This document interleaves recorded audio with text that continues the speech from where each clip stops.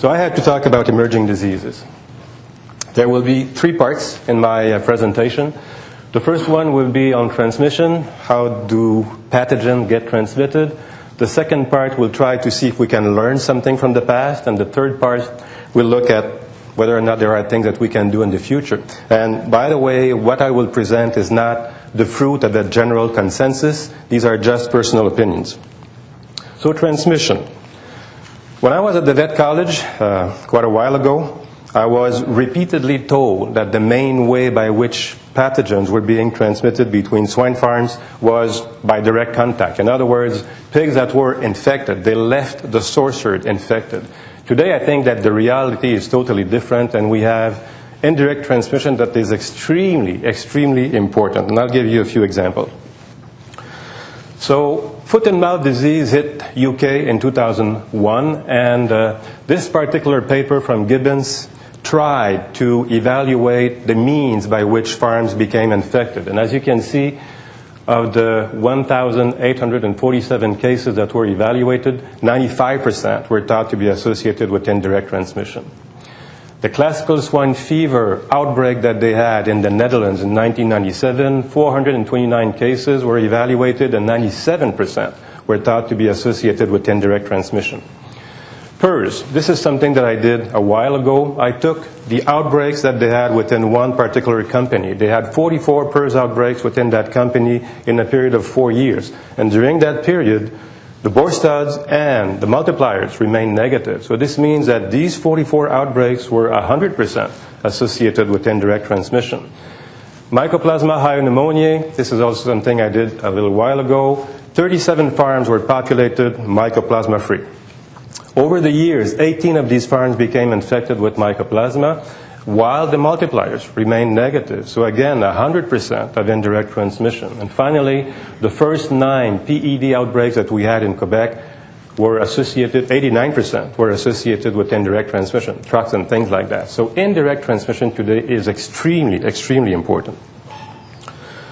I assume that the pointer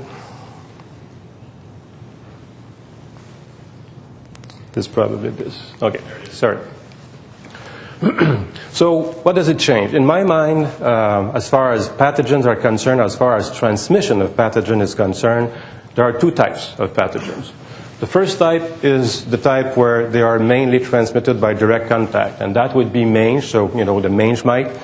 Progressive atrophic rhinitis, so that would be toxigenic Pasteurella multacida. And I had added swine dysentery, and I had put it in red because I know that this one is more debatable, but I'll get back to it. And those that are frequently transmitted indirectly, mycoplasma would be one, PRRS would be another one, and foot and mouth disease would be another one. So how do we determine if we are dealing with a pathogen that is mainly transmitted directly or mainly transmitted indirectly? One of the ways that I think can be looked at is to determine whether or not a herd can remain negative in an area that is swine dense and where you have a lot of the farms that are infected with the given pathogen. So history is telling us that it's possible for mange, progressive atrophic rhinitis, and swine dysentery. And again, I have put it in red.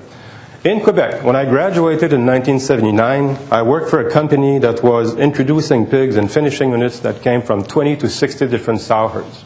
20 to 60 different sow herds. Our smallest sow herd was 20 sows. The largest was 300. And when I think about that today, I can't help but have a smile on my face, but that's what we were dealing with. So you can imagine that only one of these, let's say, 50 or 60 herds had to be infected with swine dysentery, and we would have, finishing units that would break with swine dysentery one after the other. So at the time, I was seeing swine dysentery every month and sometimes every week.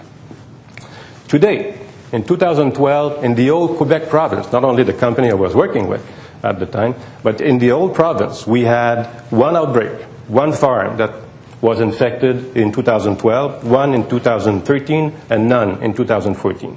To my knowledge, none in 2015 so far. So it's possible to live, with swine, at the time we had lots of swine dysentery around, but we were able to get rid of it. And my understanding is that North Carolina has been hit by swine dysentery quite a bit. My understanding is that the situation is way, way, way better today than it was in the past. But for me, this is one organism that, when I try to speak fast in English, it's not good. So I'll try to slow down a little bit. So it's one of the organisms that I think we can get rid of.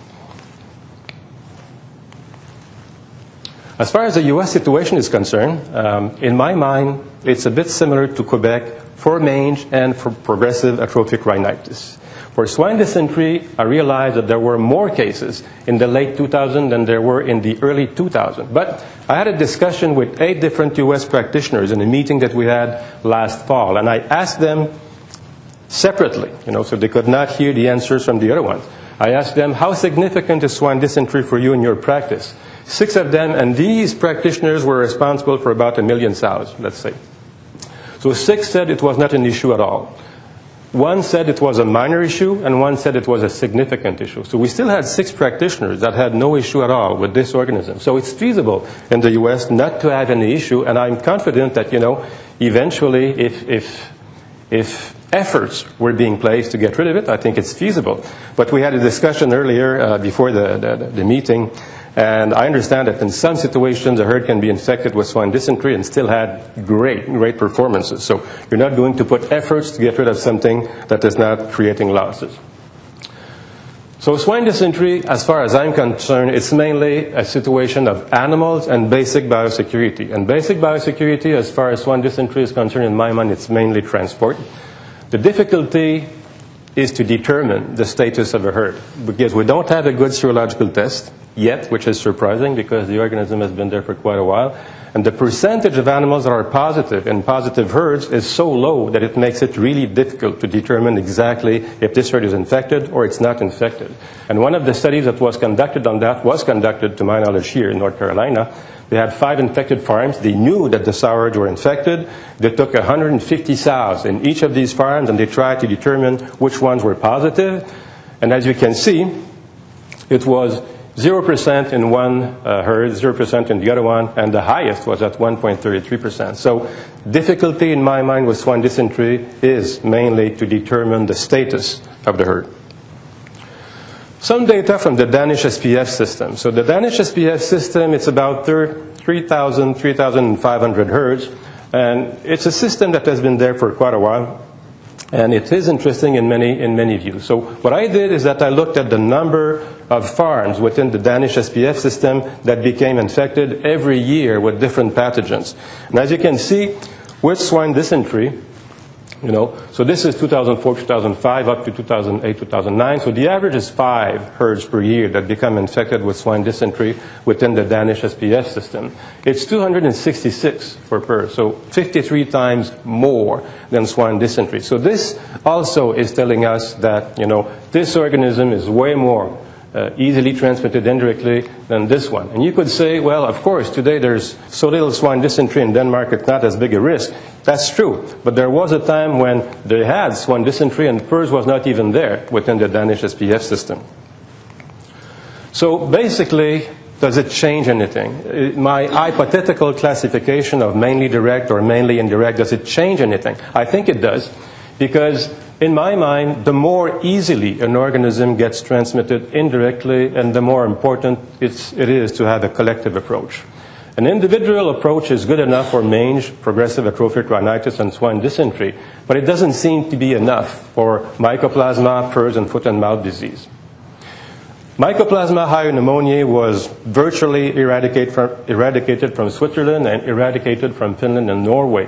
And up to the time when they used a collective approach, they did not succeed in doing that. The day that they said, let's use a collective approach, then it worked.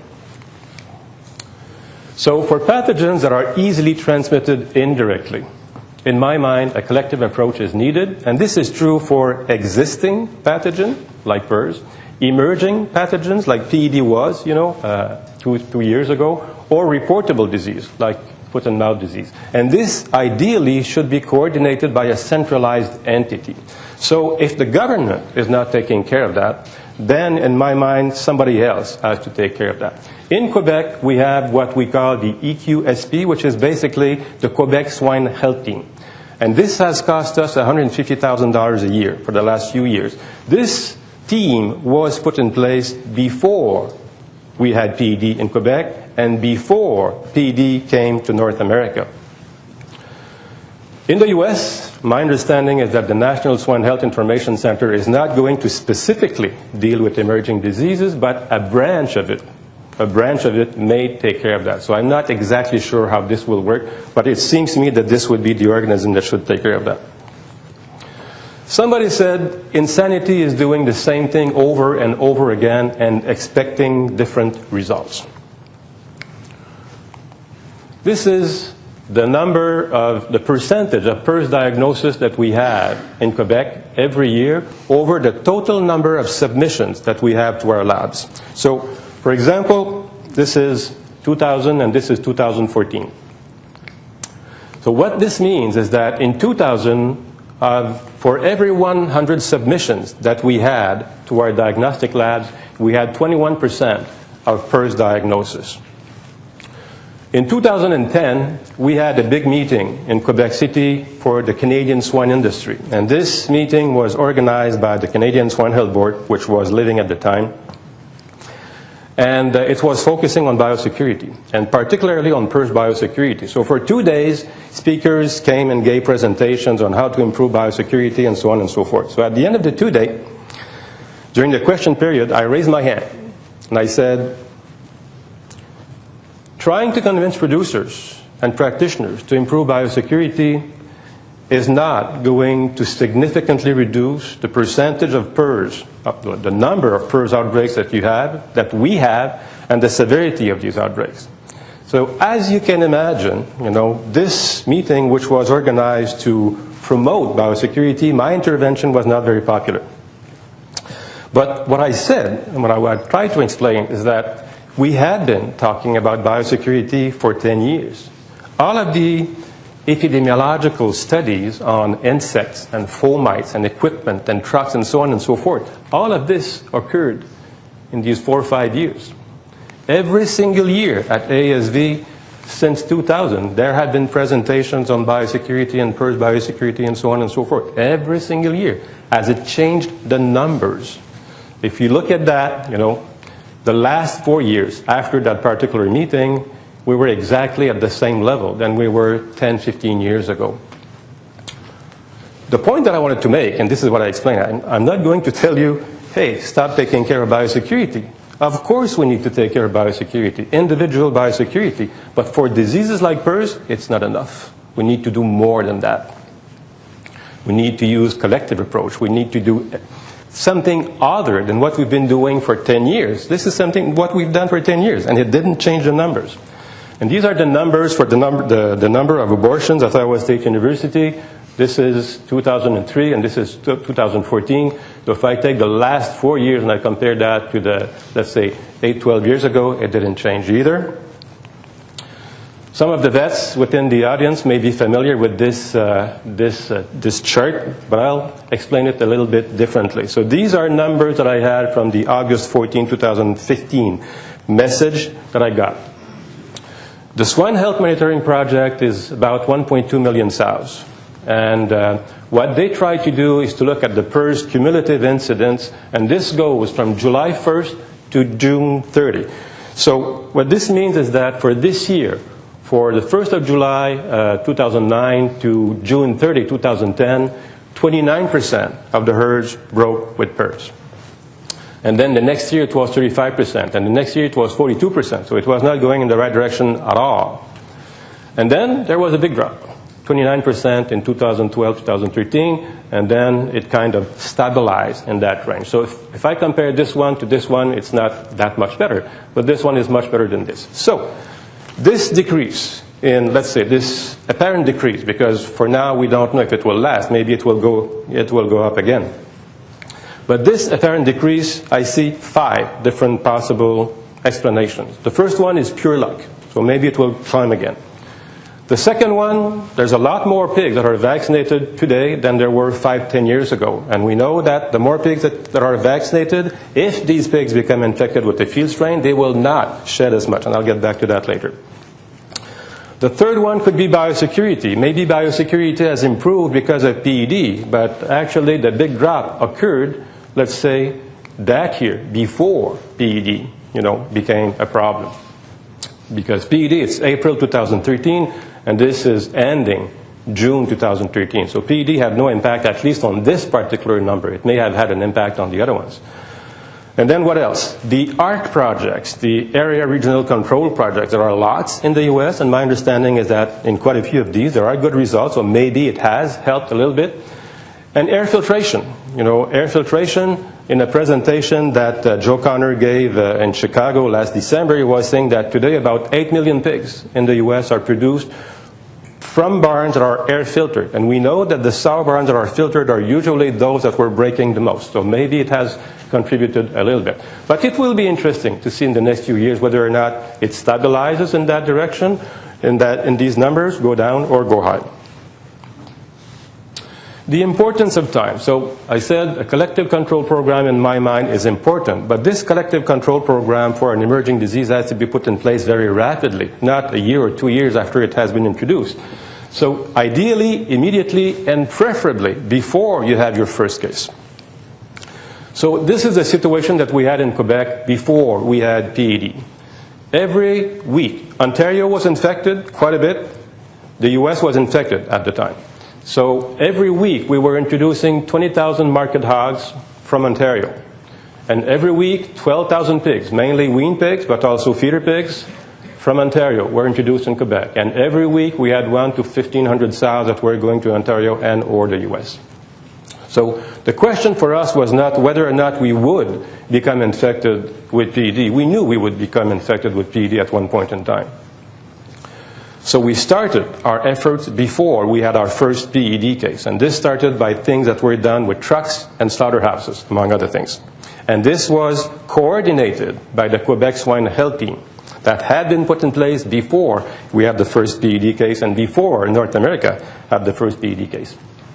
So my conclusion for part one is that today for many pathogens, indirect transmission is extraordinarily important, number one. And the more easily an organism gets transmitted indirectly, the less individual efforts are likely to produce results. So a collective approach coordinated by a centralized entity, in my mind, is the way to go. And this is true for existing, emerging, or reportable diseases. All of the countries that got rid of foot and mouth disease, hog cholera, pseudo rabies, none of these countries did that by individual efforts.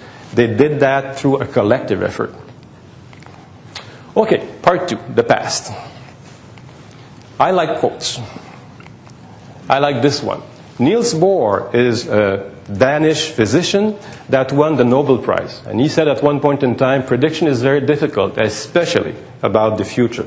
So this is quite profound. Now, this is my quote for 2015. If you don't look behind, your behind may suffer. What this means, actually, what I want to mean by that is that if we don't try to learn from what happened in the past or from our mistakes, then we may suffer the consequences in the future. So what I will do is that I will look at the 4 main emerging pathogens that we had in North America over the last 40 years. And this is APP, so Actinobacillus pleuropneumoniae, PRRS, PCV2, and PED. 2 questions will be asked. How did we get infected for each of these pathogens? And for PRRS and PED, because I don't have time to go through the other ones, we will look at, is there something we could have done to avoid infection or to reduce spread? So how did we get infected with APP? The first report of APP was actually in UK in 1957, and the first report in the US is 1959. The problems with APP began in the late 70s. This is true both for Canada and for the US. We don't know, actually, how it got in North America. It may have come from the UK or from elsewhere, or it may have been already here, and we did not know. What we do know is that it was present in North America 20 years before we began to have significant problems with it. How did we get infected with PRRS? In North America, the mystery swine disease began to create problems in 1987. However, we know from serological studies conducted in Ontario that in 1979, 2 of 51 herds were positive, and this is by testing only 1 single animal per herd. And in 1982, we had 10 of 56 herds that were seropositive. So way before we began to have problems, the bug was there. And it's the same in the US. In the late 70s, there were antibodies against that organism. So in the case of PRRS, it was present there before. It evolved, and then it became a problem. How did we get infected with PCV2? Clark and Harding were the first one to report the disease in 1996, but in 1985, we know that some sows were seropositive to that organism, and in 1989, 72.4% of the sows tested were seropositive. So again, in this particular case, the bug was there. And then it evolved and it became a problem. In the case of PCV2, it's a little bit more complicated because there have been two waves of problems. The first wave is with PCV2A, so this is what happened in Western Canada and what happened once, on a regular basis in North America, Canada and the US, but not as an epizootic. The epizootic was with the introduction of PCV2B. And in this particular case, according to this paper, they think that it's animals that came from Europe. And how did we get infected with PED? Well, PED has been there for quite a while. But in China, they began to have major losses with this organism at the end of 2010. And it was associated with a new genotype. The US became infected on April 16th, actually infected. The first herd, the index herd, is April 16, 2013. And it seems that it comes from Asia and probably from China, but we don't know. Still today, we don't know how the organism was introduced in the US. In Canada, we had our first case on January 22, 2014, and we know how we became infected because it's spray-dried porcine plasma coming from the US that infected some Ontario herds. Is there something we could have done to avoid infection or reduce the spread of PRRS? As far as avoiding infection, there's not much we could have done because the bug had been there for quite a while and we did not know. It was not creating any problems. Is there something we could have done to reduce the spread of the organism? Probably, but it took us 5 years to determine that PRRS was actually PRRS. In other words, before that, it was a mystery swine disease. We did not have a clue what was causing it. So it took 5 years, to determine what was the cause of the disease. And it took 20 years to accept and confirm that aerosol transmission could be quite significant with this disease. Just a parenthesis, can we get rid of it?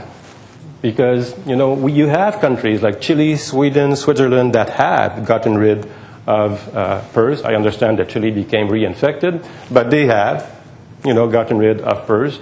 It's costing the U.S. industry $664 million, which means that it has cost your industry about $15 billion since it began to be a problem. In my mind, there is nothing wrong in reconsidering the possibility to get rid of it. If you were to do that, personally, what I would do in my little mind is to use a collective, a global approach, for sure. I would start by trying to eliminate the field strains first. You don't want to eliminate the vaccine in hog-dense areas, because if you end up with tons of naive herds in hog-dense areas, it's going to be a catastrophe. You get rid of the field strains, and then you decide what you do with the vaccines. Is there something that could have been done to avoid infection or reduce the spread of PED? Avoid infection for Canada, if we had not introduced spray-dried porcine plasma, contaminated spray-dried porcine plasma from the US, it would not have infected Ontario. Prince Edward Island and Quebec became infected from Ontario afterwards. So it would have made a big difference. In the US, if you had not imported anything from Asia and or China, you might still be free today. But of course, if you do that, it has other consequences. So to reduce the spread, is there something that could have been done to reduce the spread? The situation is that in the US, you have more than 50% of your sow herds that became infected. In Canada, we have less than 2%, and in Quebec, we have actually 0.15% of our sow herds that became infected. This is actually one sow herd. And we don't have Delta coronavirus. So I thought it might be interesting to make a comparison between the US and Quebec, because you have more than 50% and just one single herd. And that herd, by the way, is negative today in Quebec. So I asked a few questions. I said, comparing Quebec to the US, did we have a central entity at the time of the first case? Was the initial source of infection identified? Were few herds initially infected? Did we have a diagnostic test at the time of the first case? And did we start testing before the first case? And for all of these questions, in Quebec, it's yes. And for all of these questions, in the US, it's no. Now, An external observer would look at that and would say, these people in Quebec are pretty smart. But these guys in the US are not that smart. Of course, it's way more complicated than that. Quebec tremendously benefited from the research that was conducted in Ontario and in the US before we had our first case. That's very clear. However, keep in mind that our system was in place before PED got into North America. This being said, anyway, so some of the research was conducted before we had our first case in Quebec. The other thing is that our efforts were triggered and, let's say, multiplied by the proximity of the infection. Of course, you know, we had Ontario that was infected, we had the US that was infected. You know, we knew we would get infected, so our efforts were multiplied, if you want, by that proximity. In your case, the disease was thousands of kilometers away, so that's not a very strong incentive. If Canada had been hit first by PED, the situation today in the US could be different. Although it's getting much better, from what I understand. So my conclusion for part 2 is that emerging diseases can be present way before it is creating problems. So this is making it very difficult to prevent or to predict that they will happen. Our prevention strategy has not been very good, I would say. We don't know how any of the last 4 emerging pathogens got introduced in North America or why they have emerged. And we have not gotten rid of any of these 4 emerging pathogens. You might say, you know, APP is way less significant today than it was in the past, and that's true, but there are still systems who are suffering quite a bit because of APP. And you might say PCV2 is not a big problem anymore because we have the vaccine, and that's true, but the fact is that almost all pigs now are vaccinated for PCV2. So for me, adding diseases continuously over the years and not removing any is not a great strategy. You know, when we get a new disease, we should try to get rid of it. In my mind. You know, me, it's not a big problem. In a few years, I'll be retired. But those of you who will still be working, you know, you need to think about that.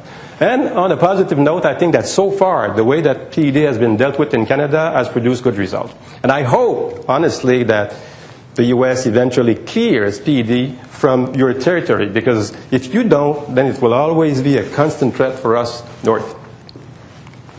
Part 3, the future. In my mind, there are 4 different categories of emerging pathogens, and we will look at all of them. PED. So this is known pathogens that are not here. So pathogens that we know are a problem elsewhere in other countries, but that we don't have within the country. And I took the PED example because I think it's a very good one. So what are the ways that we have to prevent this type of emerging pathogens? The first one is to stop introducing anything that is potentially contaminated from countries where this pathogen is present. The second one is to continue to buy stuff, but to make sure that the products and the processes are validated and very safe. And the third one is to sterilize any products that we introduce from these countries. We also need to be sure that we have a diagnostic test that is available for the first case, when the first case occurs, or even before, if the danger is really imminent. And we should have a mandatory reporting system to a central entity, even though it's not a reportable disease, you know. Whether or not it's a reportable disease, in my mind, is almost irrelevant. If it's a significant economical disease, it has to be reported to a centralized entity so that somebody can take that, you know, in charge. The last point, closed herds. And I realize that this is also debatable, but closed herds would not prevent the introduction of a pathogen from abroad, you know, in most situations, but it would reduce the spread once the organism has been introduced in the country. And this is true for all types, all categories of pathogens that I will talk about. Known pathogens that are here, but that could get worse. And the best example in my mind is swine influenza. You know, swine influenza, and I realize there will be a speech, or I won't talk much about it, but we had H1N1 from 1930s to the 1980s. For about 50 years, the bug did not change, virtually did not change. And then in 1998, we had 2, let's say, genetic reassortments of H3N2, and since then it's been, you know, how do you say that? Enfer. Trying to find the word for enfer. Enfer means the opposite than heaven, you know, where you burn. hell. Hell. Since then it's been hell. So this virus can have a huge potential impact on our industry. Of course, the disease in pigs is something bothering, and it's way more bothering today. Actually, some practitioners, I've heard practitioners say today that they were more bothered by influenza than by PRRS. So this is telling us that it's getting to be very bothering. But you remember what happened in 2011 with pandemic H1N1. It had significant economic repercussions. But this is nothing compared to what it would do if we come up at one point in time with a strain of swine influenza that is much more virulent to people than those that we have known before, number one, and that gets transmitted more easily between people than those that we have had in the past. This has the potential to be devastating. We have surveillance programs for swine influenza, but do we have a control plan if we come up with such a strain? So that's category 2. Category 3 is a bit difficult to I would say, put in perspective. So this would be a harmless organism that is present in a foreign country. For example, you have an organism that is present in France. And this organism is not causing anything at that time. We introduce pigs from France, put them in the United States, and then this bug becomes a problem. So this is difficult to identify, because to do that we would need costly retrospective studies that nobody's interested to do. But for this type of situation, there are only two things you can do. You stop introducing stuff, or you sterilize everything that you introduce. And the final one is harmless organisms that are here today and that become pathogens tomorrow. And the best example of that is PRRS. As you know, it was present way before it began to create problems in our herds. So for this type of pathogen, what do you need to do? Well, first of all, you need to rapidly realize that you have a problem and then identify the cause. And as I said, it took 5 years for PRRS. Then you need to develop diagnostic tools that are allowing you to determine that this herd is infected and this one is not infected. You need to develop control measures that will reduce the losses associated with it. But even with the best possible scenario, it will take months or years to do something like that. So there are pathogens for which we will not be able to prevent the emergence.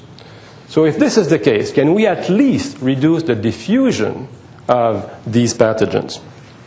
So let's see. The multiple site system, and we're talking about emerging pathogens here. The multiple site system that we have in place right now, from what I understand, it's 90% or more of the swine production in the US that is associated with, that is using the multiple site system. But this system is tremendously increasing the geographical spread of these pathogens, whether they are emerging or whether they are existing already. Dr. Peter David in 2012 published a paper where he said that in Minnesota, every day, 10,000 pigs are introduced in that state. And they come from 30 different states and from Canada. So, if you have a new bug that is introduced in the US, how likely is it that Minnesota will remain negative to that new bug within the next few weeks or months? And that's the same for Iowa. I don't think it's very likely. So that's bad enough. But again, if what we are dealing with is a pathogen that is also transmissible to humans, and then it goes from here to all over the place, then this is something that we need to think about. This is one system in Quebec, and so this little red balloon here is the sow herd. So if you have only one site where you're producing pigs, well, okay, if it's something that can get transmitted by aerosol, you have this site plus, let's say, the surrounding area. That is a problem. But if you have a multiple site system, all of the other red balloons are the nurseries and finishing units associated with this one single sow herd. As you can see, look at the old territory that becomes jeopardized. So geographic spread is a problem. Secondly, transmission opportunities is also a problem. Because, and I'll just say a few words about Quebec, the last 10 PED cases that we had in Quebec, 9 of them were originally associated with one transport. So what happened is that we had a negative herd in Ontario. It's still negative today. A truck went there to pick up weaned pigs and brought them in the nursery in Quebec. And then these pigs got sick, and then after that, because of trucks and because of vaccination crews, it went into 8 other sites. So transport, as you know, is a major problem. So if you have a multiple site system that is winning 2 or 3 times a week, which is quite common, this means that in a year you have 104 or 156 days where you have a transmission opportunity. This is a lot of transmission opportunity. If you add, if you put everything together, so the gills that you're introducing, the cold removals, the nursery to, the pigs that are going from nursery to finishers, and the market house to slaughter, and sometimes you have 2, 3, 4, 5 different days where you are sending pigs to slaughter, then this puts you at 150 to more than 200 days in a year where you have a transmission opportunity. So this is a lot of transmission opportunities. Now, I try to use my little head and say, how can I reduce, to a maximum the transmission opportunities? And this is just an example. I'm not saying that this is what should be done. So if you have a farrow to finish operation on one site that is using a 4-week batch farrowing system, so this means 13 times in a year you have a batch of pigs. The herd is closed because it's producing its replacement animals internally. If you empty the finishing units in one day, so in other words, instead of having 2, 3, 4, or 5 shipments per batch of pigs that are sent to slaughter, you have only one day, just like on the chicken side. And I checked that with one of the guys in Canada that is dealing with in most of the slaughterhouses, the largest, let's say, slaughterhouse company, and I asked him, is this feasible, imaginable? And he said, today, no. But he said it would be possible. So it's not impossible to think about something like that.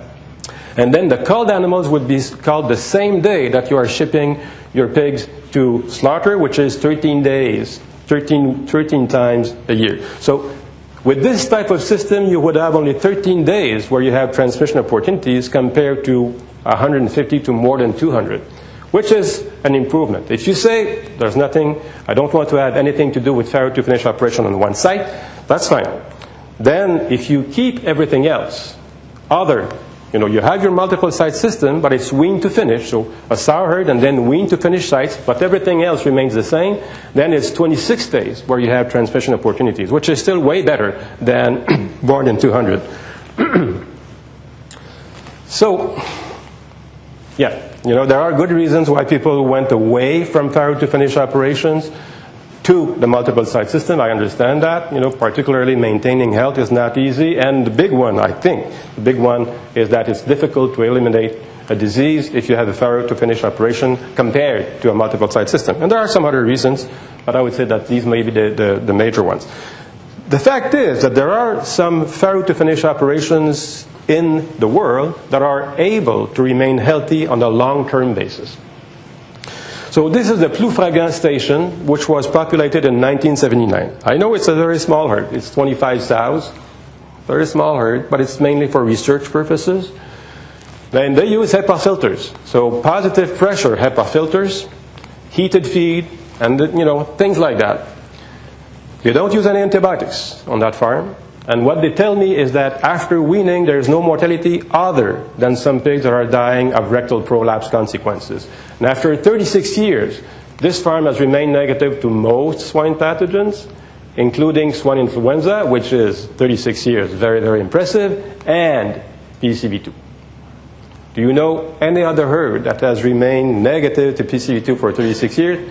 I don't know any commercial herds in North America that are negative to PCV2, and my understanding is that there may be 1 or 2 very, very small herds that are producing pigs for research on the human side that may be PCV2 negative. But other than that, everything is PCV2 positive. This farm was able to remain negative to PCV2 for 36 years. Now, you may say, Desrosiers, you're trying to fool us. This is probably in the middle of nowhere. Well, this is not the case. France is producing about 25 million pigs per year. And 60% of that production is in Brittany, which is that little part here. So a very small fraction of the country is producing close to 60% of the whole France production. This here, that pink area, is the Côte d'Armor, and it's in Brittany the number 1 or number 2 department in terms of hog production, depending on the references that you consult. And this is exactly where the Ploufragra station is. So this farm is located where there are the most pigs, and it's been negative to all of these pathogens for 36 years. So it's feasible. This gets me to the size of sow herds. In the early 90s, PIC produced some data where they had 369 herds that were considered, and the average sow herd at the time was 400 sows. In Bain-Godey numbers from 2014, that swine health monitoring project, the average, and this is for 2.1 million sows, the average sow herd is 2,700. So if we look at the progression that we had for the last 20 years, and if we say it's going to be the same for the next 20 years, this means that in 20 years, the average sow herd would be 18,000 sows. And large herds are more likely to become infected with pathogens, and they are more likely to infect other herds with pathogens. This paper, in 2014, what they did is that they took the pandemic H1N1 strain, and then they did 9 passages on pigs. So you take the strain, you give that to one pig, and then you recover the strain from that pig, and you give that to another pig, and so on and so forth. And after 9 passages, the strain was way more virulent than initially. So the more potential passages there are, the more potential danger there is. And I want to say a few words about Norway, because the Scandinavian countries, as far as swine production is concerned, are quite interesting.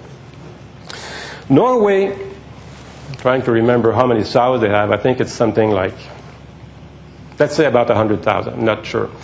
But for 12 years, this country has been able to remain free of swine influenza. Not one herd, not one area. The whole country has been free of swine influenza. And they became infected in 2011 because of the pandemic H1N1 strain, and it was because of people. So 12 years swine influenza free, it's virtually salmonella free. So if you go to slaughterhouses and try to find salmonella in pigs from Norway, usually you can't. And it's the country with the lowest antibiotic usage in the world. So, this country has herds of 50 to 80 sows. And we're heading towards 18,000 sows. My point is that we cannot go back there. I understand that. But there must be some type of a balance between this and this. John Harding, last year at the IPVS and the Tom Alexander presentation, he said, we should concentrate more on sustainability rather than just profitability.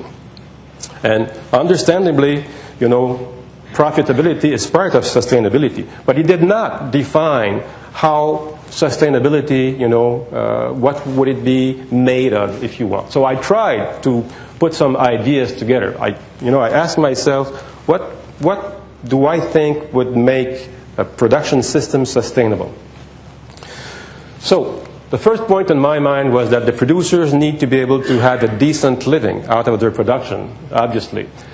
It should produce consistently safe and healthy food with minimal antibiotics, with high consideration for welfare, with the least negative environmental impact. It should be a system that reduces the risk of contamination and reduces the risk of spreading pathogens all over the place. It should be a system where we can economically get rid of pathogens if we do become infected. It should be a system that reduces the risk of harmless organisms becoming pathogens, as was the case for PRRS. And it should be a system that reduces the risk that swine bugs will become a problem in humans. Now, this is a big order, I understand that, and this is just, my own impression. This is a basis for discussion. What I think is needed is for a group of experts, so veterinarians, physicians, economists, all of these people to, get together and try to scratch their head and say, in 10, 20, 30, 40 years from now, what should it be? What would be the optimal production system so that it remains sustainable for a long time period? And some of you might say, well, why did you include physicians in there? I include physicians because 75% of the emerging diseases in humans are zoonotic. They come from animals. So of course physicians have to be part of the equation.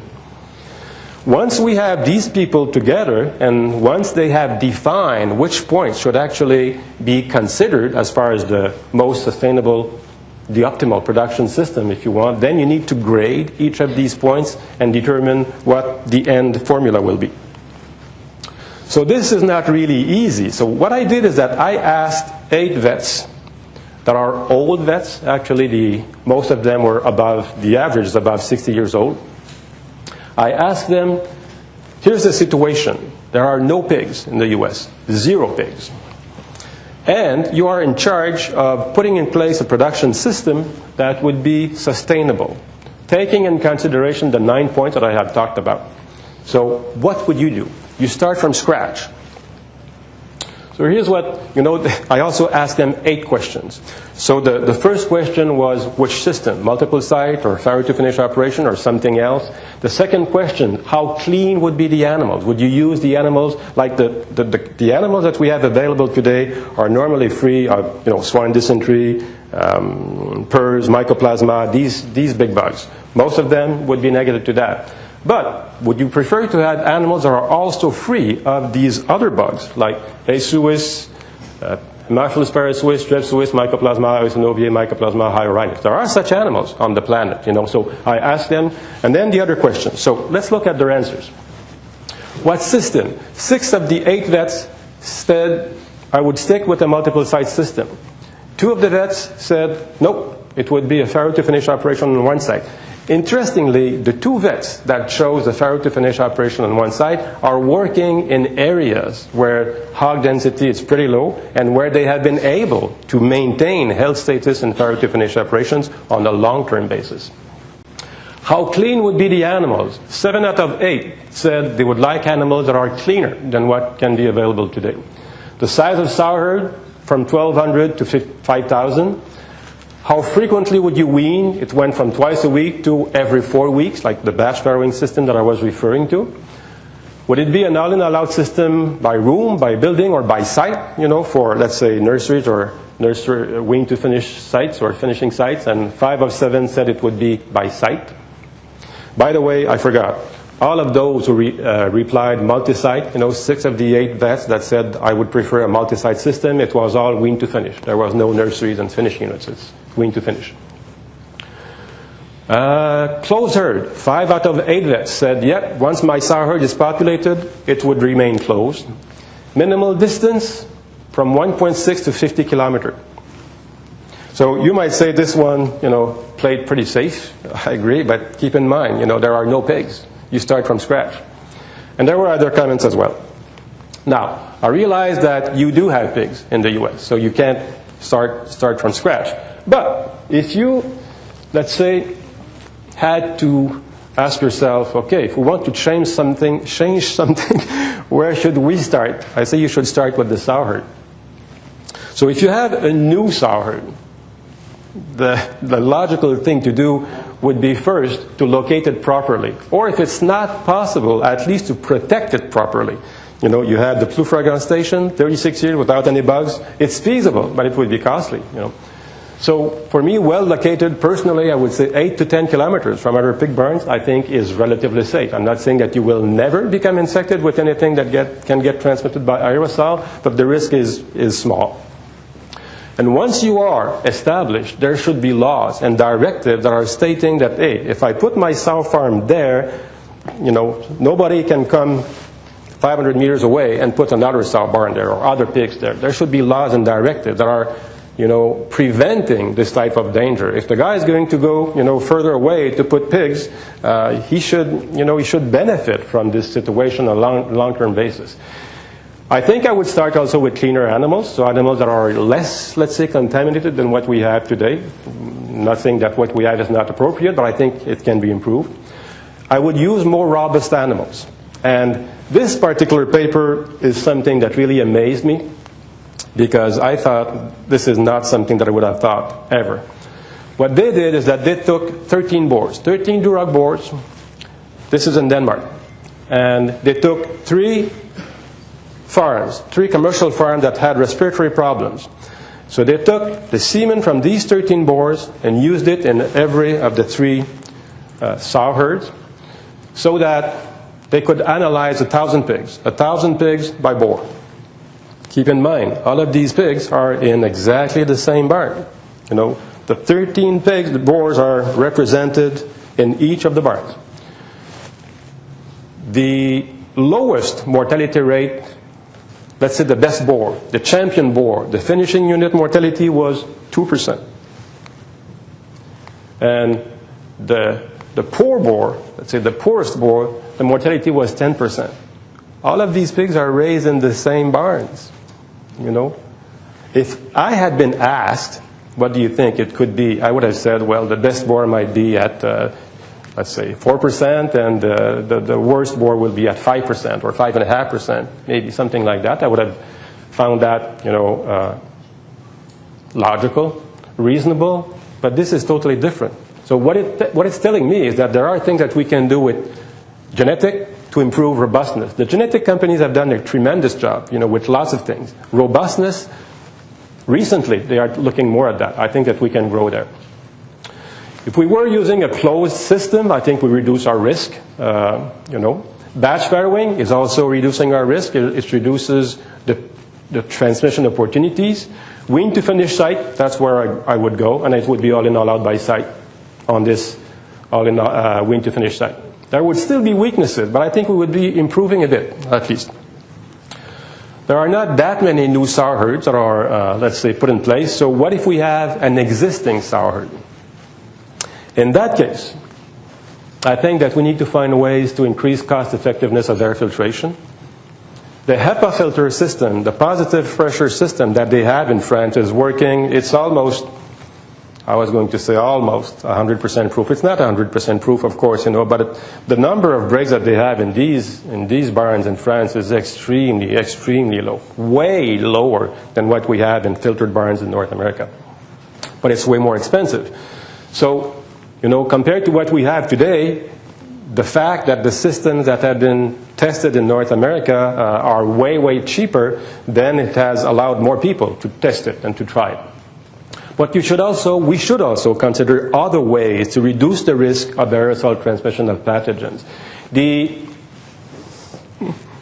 electrostatic particle ionization, you know, this is something that in my mind is quite interesting, because if you look at there have been some pieces of research on that particular system, but the last paper that I saw on that, this is experimental.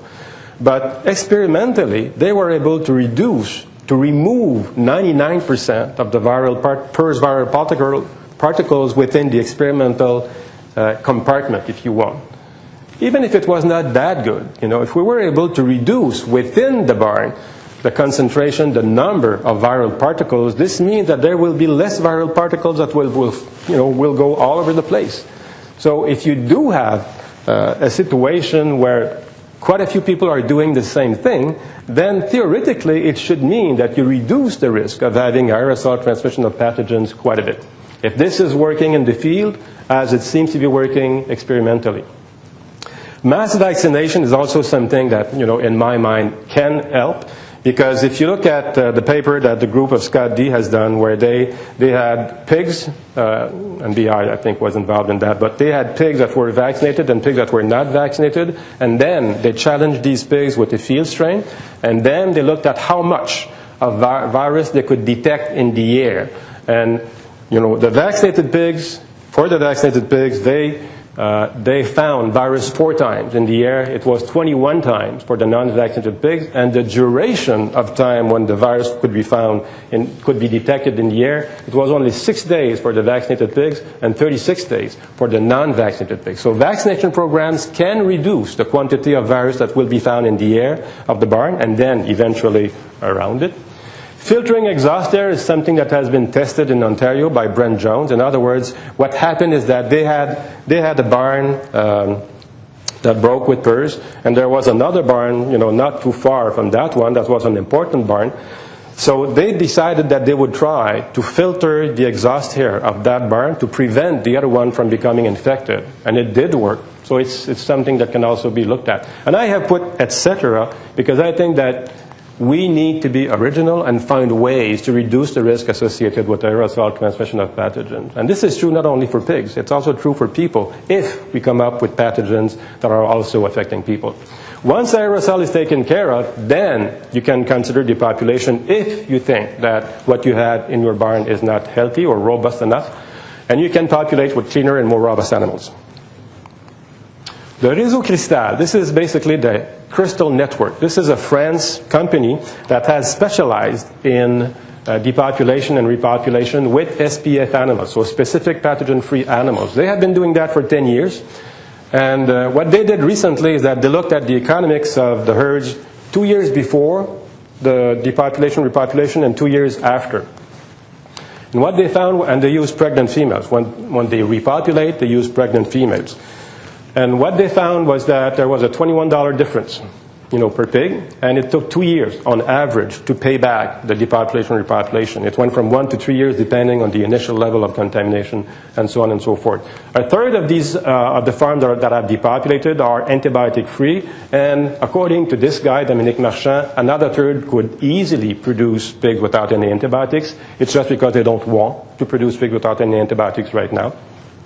And it's also a system that is producing less CO2 equivalent because the pigs are performing better. North America is vulnerable. And I say that because in the last few years we have introduced at least 2 strains of PED, maybe 3, depending on who you talk to.